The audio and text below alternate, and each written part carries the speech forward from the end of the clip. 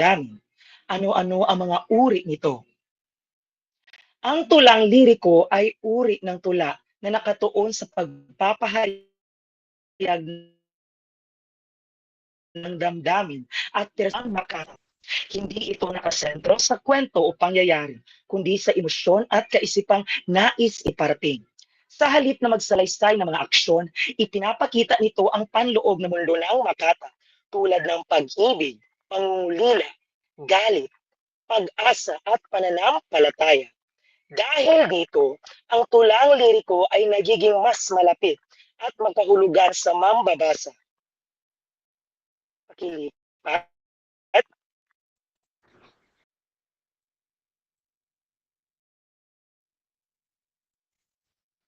Okay? Ang salitang liriko naman ay nagmula sa lyre, isang instrumentong musikal na ginagamit noon sa pagbigkas ng tula. Ipinapakita nito na ang tulang liriko ay likas na may himig at ritmo, kaya madalas itong maging kaaya-ayang basahin at pakinggan. Hanggang ngayon, makikita ang impluensyang ito sa salitang lyrics na tumutukoy sa mga salita ng kanta. Ngayon, may iba't ibang anyo ang tulang liriko. Bawat isa ay may natatanging layunin at katangian. Una na rito ang tinatawag nating awit. Ang awit ay karaniwang may sukat at tugma at binubuo ng apat na taludtod sa bawat saklong na may 12 pantig. Bagamat maaari itong maglaman ng kwento, itinuturong itong tulang liriko kapag mas nangingibabaw ang damdamin kaysa sa pangyayari. Isang halimbawa nito ang Florante at Laura ni Francisco Balagtas na nagpapakita ng lakas ng pag-ibig at pagtitiis. Pakilipat. Oh. Iyan ang halimbawa. O pagsintang labis ng kapangyarihan, 10 mag-aamay iyang nasaklaw. Pag ikaw ang nasok sa puso ni numan, hahamaking lahat, masunod ka lamang. Ang mga linyang ito ay nagmula sa Florante at Laura ni Francisco Balagtas na nasa ika-12 saknom. Ang halimbawang ito ay isinulat sa 12 pantig bawat taludtod at 4 na taludtod bawat saknom. Bagamat ito ay may kwentong sinusundan o narrative sa Ingles, ang damdaming inihahayag ng tauhan ay masining at madamdamin kaya't tinuturing din itong may katangiang liriko.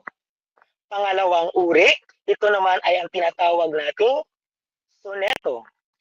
Ang soneto ay binubuo ng 14 na taludtod at may mahigpit na estruktura. Karaniwang paksa nito ang pag-ibig, buhay at katotohanan. Dahil sa limitadong anyong nito, nagiging mas malinaw at masinsin ang pagpapahayag ng damdamin at kaisipan. Kilala si William Shakespeare sa paggamit ng soneto upang ipakita ang lalim at katatagan ng tunay ng pag-ibig. Halimbawa, kilipat, huwag mong hadlangan ang isip na tapat. Pag-ibig ay di pag-ibig kung salat. Hindi nagbabago kung may pagbabago. Ni sumusuko sa agos ng mundo. Ito ay salin sa Pilipino ng sonnet 116 ni William Shakespeare. Okay, ito ay isang soneto dahil binubuo ito ng 14 na taludtod na may tugma at sukat at tumatalakay sa diwang makapangyarihan na pag-ibig. Isang karaniwang tema sa mga soneto. Pangatlo, ito ay ang tinatawag nating oda. Ang oda ay tulang nagpapahayag ng papuri at paghanga. Maaari itong ialay sa isang tao, bagay, lugar o ideya. Madalas itong gumagamit ng maringal at matalinghagang wika upang ipakita ang mataas na pagpapahalaga ng makata. Makikita ito sa mga tulang Makabayan ni Jose Corazon de Jesus na nagpaparangal sa Pilipinas. Pakilipat. Okay, ito ang halimbawa. Ito ay hango sa dakong silangan ni Jose Corazon de Jesus. Ang tula na ito ay isang oda dahil ipinapahayag nito ang masidhing papuri at pagmamahal sa bayan. Taglay nito ang marangal na damdamin at masining na pagpili ng mga salita na karaniwang katangian ng isang oda. Ikaapat, ang ikaapat na uri ay tinatawag nating elehiya. Ang elehiya ay tulang nagpapahayag ng pagdadalamhati, kadalasan dahil sa pagkawala ng isang mahal sa buhay. Nilalaman nito ang paggunita, pagninilay at tahimik na pagtanggap sa katotohanan ng kamatayan. Sa elehiya, nagiging daluyan ang tula ng paghilom ng damdamin. Halimbawa nito ay, pakilipat.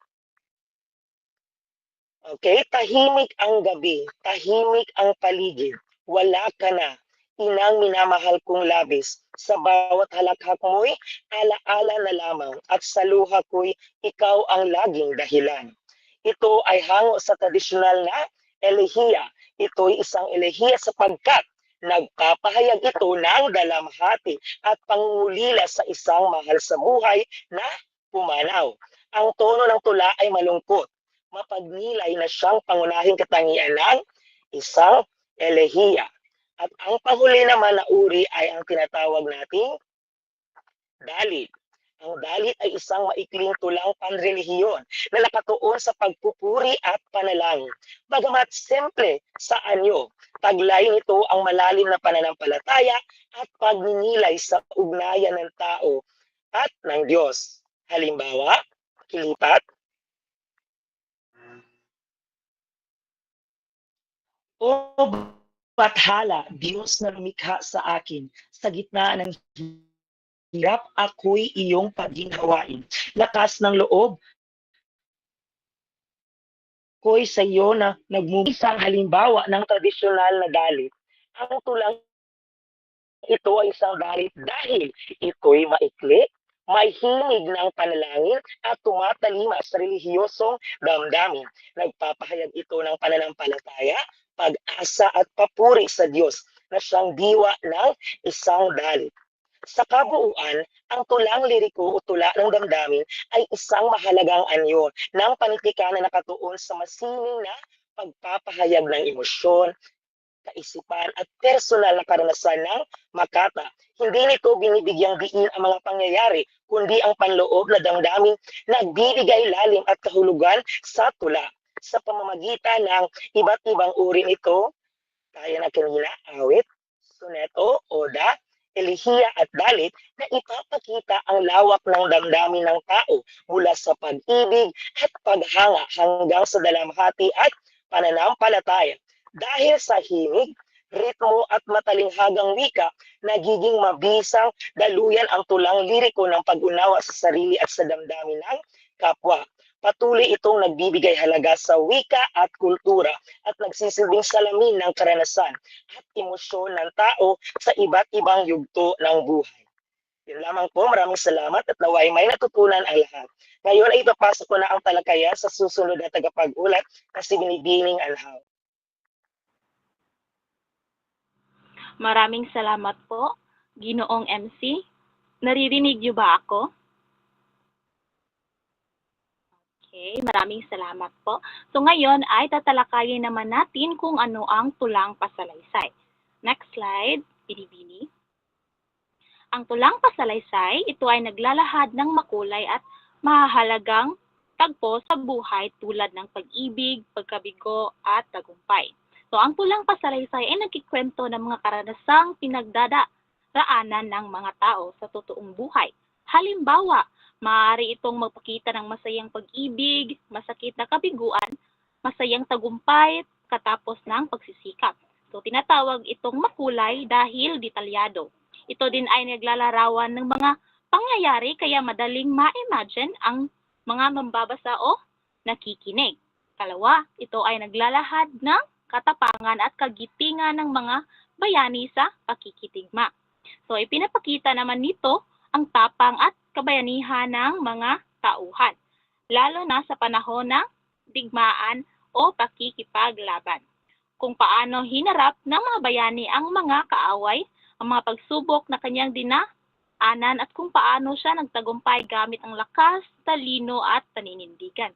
So layunin nito na magbigay inspirasyon sa mga mambabasa na maging matapang at hindi sumuko sa hamon ng buhay.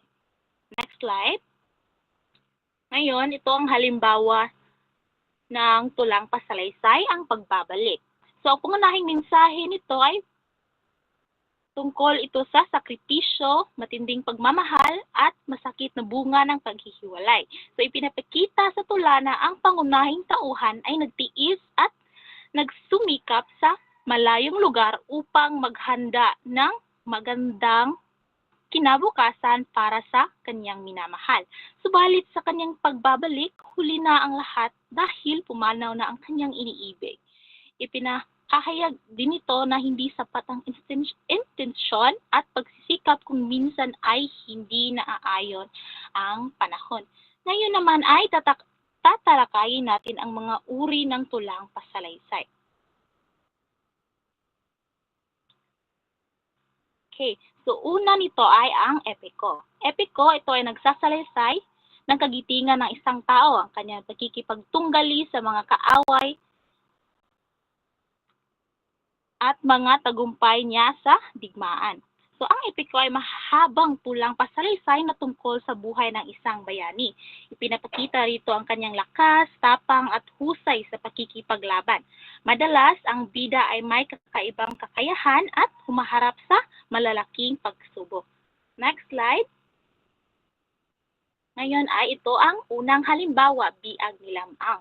So ang biag ni Lamang, ito ay epikong Ilocano na tungkol sa lakas at tapang ni Lamang. So nagkikwento tungkol sa kabayanihan ni Lamang mula sa kanyang pagkabata hanggang sa pakikipaglaban sa mga kaaway.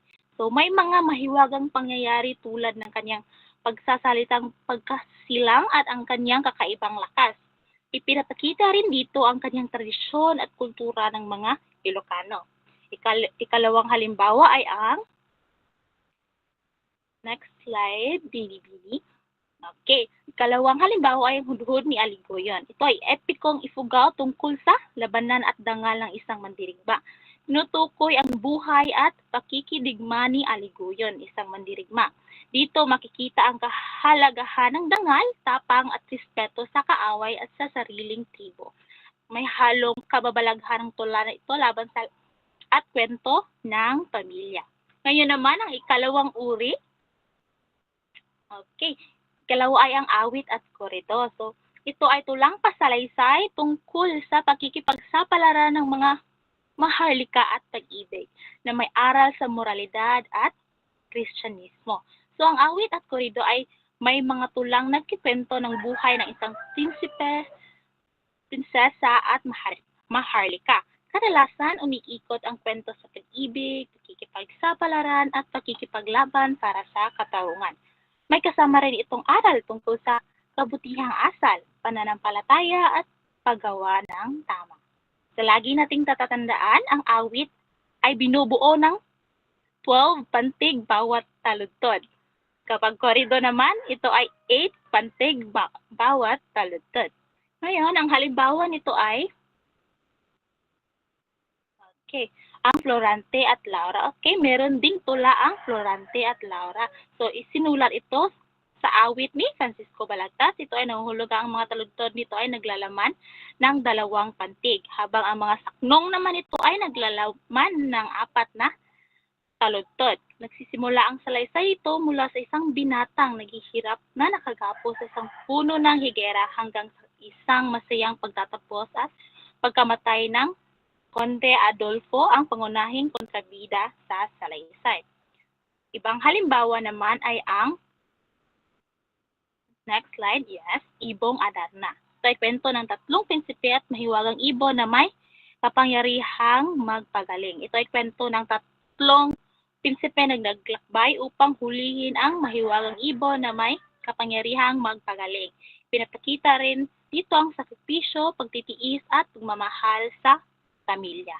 Ngayon naman, ang ikatlong uri ng tulang pasalaysay, ito ay ang Okay, ito ay karaniwang tulang pasalaysay. Ito ay nagsasalaysay ng pangyayari sa pang-araw-araw na buhay ng karaniwang tao.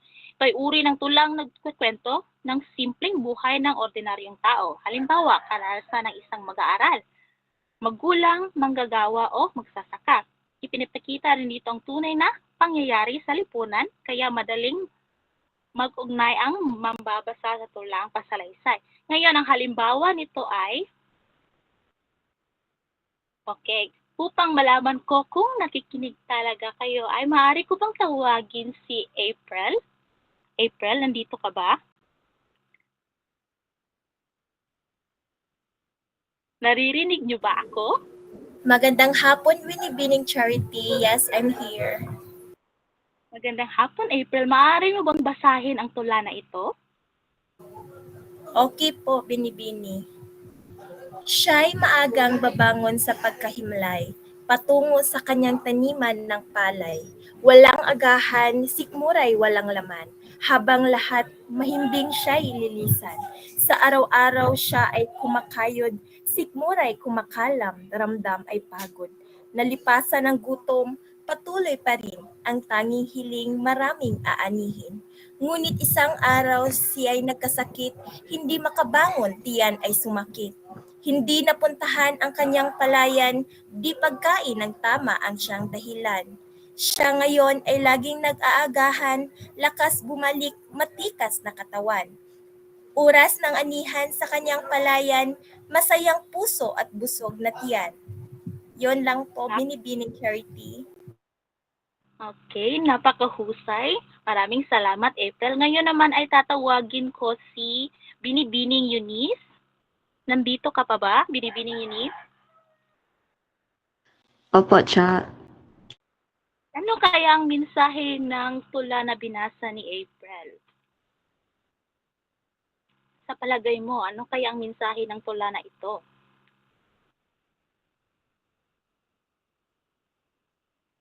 I think ang mensahe ay tungkol sa isang farmer na nagtatanim ng palay. Okay, tama. So, ang mensahe ng tulang ito ay ito ay naglalahad ng buhay ng isang karaniwang magsasaka, ang kanyang pagsusumikap at pagtitiis sa araw-araw na gawain mula sa gutom at pagod sa pagtatrabaho sa bukid. Ipinapakita din ng tula ang halaga ng sipag, tiyaga at determinasyon. Maraming salamat. Ngayon naman ay dadako tayo sa next slide. Okay, ito ay tulang patnigan. Ano nga ba ang tulang patnigan? Okay, so ito ay isang anyo ng tula na itinatanghal sa entablado. Katulad ito ng dula, ngunit ang pagkakaiba ay patula ang pagsasalita ng mga tauhan. Okay, ngayon, ano kaya ang mga uri ng tulang patnigan? Okay, ang una ay ang karagatan. Pag sinabi natin ang karagatan, ito ay isang larong patula bilang pang-aliw sa mga naulila ng isang yumao. Ito ay nababatay sa isang alamat tungkol sa singsing ng isang prinsesa. Ang singsing di umano ay nahulog sa dagat at ang binatang makakakuha nito ay magiging mapalad sa pag-ibig ng dalaga. So ginagawa ito bilang isang patulang paligsahan kung saan sinusubok ang talino at husay sa pagsagot ng mga kalahok. So, ang kwento ng nawawalang singsing ay nagsisilbing tema only, okay? Tema o batayan ng laro. Hindi talaga ito literal na hinahanap ang singsing, kundi ginagamit ito bilang simbolo upang gawing mas kawili-wili ang paligsahan. Ngayon, ang ikalawa naman na uri ng tulang patnigan ay ang duplo. Pag sinabi nating duplo, ito ay ang pumalit sa karagatan. Labanan ito ng pagalingan ng pagbigkas at bibigay katwiran ng patula. So sa duplo, hindi lang basta patula ang mahalaga, kundi pati na rin ang pangangatwiran. Ang mga kalahok ay nagpapalitan ng sagot gamit ang matalinghagang salita sa lawikain at patulang pahayag. Karaniwan itong ginagamit or ginagawa noon sa mga ramayan. Ang ikatlo naman ay ang balagtasan. Ang balagtasan naman ay ang pumalit sa duplo. So ito ay isang debate na binibigkas ng patula. Pinangalan ito sa tanyag na manunulat na si Francisco Balagtas Baltazar. So ang balagtasan ay parang makabagong debate pero nasaan yung tula. So may dalawang panig na nagtatalo tungkol sa isang paksa at may pamagitan na gumagabay sa daloy ng paligsahan. Okay, ngayon naman ay tatalakayin natin ang tulang pantanghalan. So ano nga ba ang tulang pantanghalan? Okay, ang tulang pantanghalan ay tinatanghal sa entablado. Katulad ito ng dula, ngunit ang pagkakaiba ay patula ang pagsasalita ng mga tauhan. Ang tulang pantanghalan ay hindi lang binabasa, kundi inaarte at binibigkas sa harap ng manonood. Ngayon ay aalamin naman natin ano ang uri ng mga tulang pantanghalan. Una ay ang komedya. Ito ay isang patula na may halong kasiyahan at katuwaan para aliwin ang mga manonood. Halimbawa nito ay ang Kikiriki, isang komedyang isinulat ni Juan Crisostomo Soto na tinaguriang ama ng panitikang Kapampangan. Kapag may komedya, of course, meron din tayong, next slide, meron din tayong melodrama. So, when we say melodrama, ginagamit sa mga musical na tula. Madalas malungkot ang simula, ngunit nagiging masaya ang wakas. Halimbawa nito ay ang Sari Manok. Ito ay isang melodrama tulang musical na isinasama ang musika sa drama. So ang Sari Manok ay isang makasining at makulay na ibong mitikal mula sa kulturang Maranao na simbolo ng kasaganahan, swerte at kabutihan. Ngayon ay aalamin naman natin ang trahedya. So trahedya, alam na natin kung ano yon. Ito ay kabaliktaran ng komedya na uuwi sa pagkatalo o pagkamatay ng bida sa pangunahing tauhan.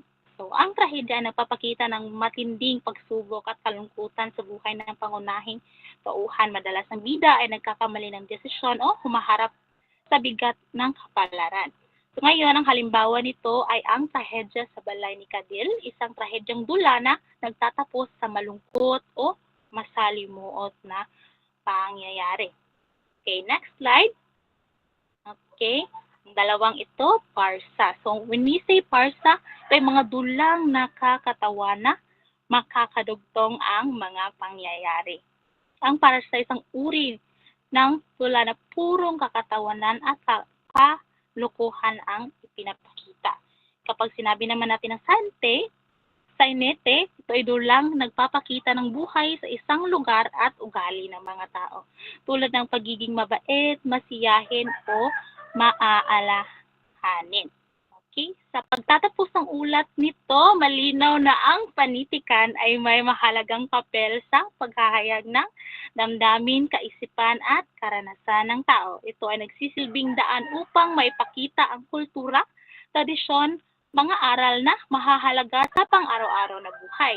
Sa pamamagitan ng patuloy na pagbasa at pag-aaral, mas napapalawak ang ating kaalaman at mas nahuhubog ang ating pagpapahalaga sa sariling wika at identidad. Kaya naman naralapak lamang na ito ay pahalagahan at ipagpatuloy para sa susunod na henerasyon.